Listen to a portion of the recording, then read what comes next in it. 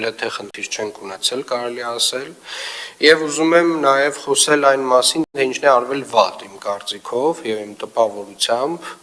որը իհարկե վերջին շրջանում որոշակի աշխատանքներ, ինտենսիվ աշխատանքներ սկսել է արվել, բայց ցավոք սրտի պետք է արձանագրել, որ վարչական շրջանների մեր կատարած աշխատանքից ես դժգոհ եմ մի քանի պատճառներով։ Առաջին հերթին իմ կարծիքով մենք բավարար չափով ջանք չենք գործադրել, որպեսզի մասնավոր տնտեսվարողները, ովքեր ունեն պարտականություն, իրենց դիմացի հատվածներում ձնամաքրման աշխատանքներ իրականացնելու համար այդ աշխատանքների մասին տեղեկացված լինեն։ Ինչի չենք կատարել, ինչն է հիմքը, որ կարող եմ սա պնդել, որովհետև մենք ունենք վարչական շրջաններ, ովքեր որ բացարձակապես որևէ վարչական տուգանք այս հոդվածով չեն գրել այս շրջանում։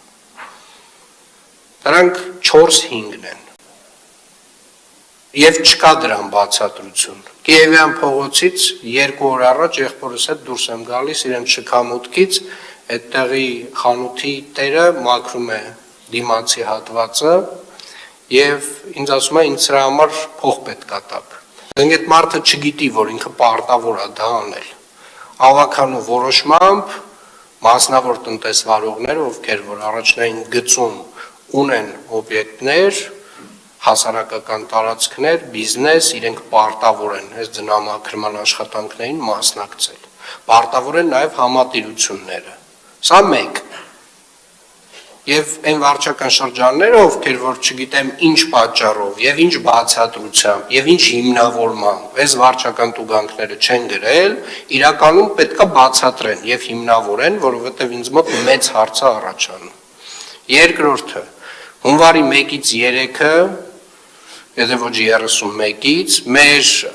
վարչական շրջաններին հատուկ մի 2 տարի առաջ քննարկեցինք, հատուկ աշխատակիցներ առանձնացրեցինք, որպեսզի վարչական շրջանները ունենան գործիք աղբահանության մաքրման հետ կապված աշխատանքները պատշաճ իրականացնելու եւ նմանատիպ դեպքերում մայթեր, բակեր եւ մնացյալ այլ տեղերում, երբ որ ձյուն է գալիս, ունենան այդ ներուժը որոշ չափով աշխատացնեն այդ մարդկանց, որպեսզի ծայրահեղ խնդիր չունենան։ Ես 1-ից 3 քեզ մարդիկ տուն են եղել։ Նոր տարի էին անում։ Հասկանում եմ իհարկե, դա էլ է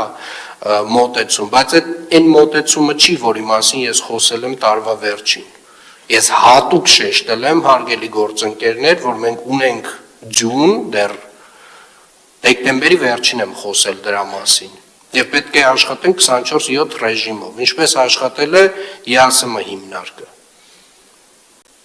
Սա 2 եւ 3, հարգելի գործընկերներ, դուք ունեք մոտավորապես հանրագումարով 300 աշխատակիցներ, ովքեր որ պետք է զբաղված լինեն տարատեսակ վարչական խախտումներ արձանագրելով,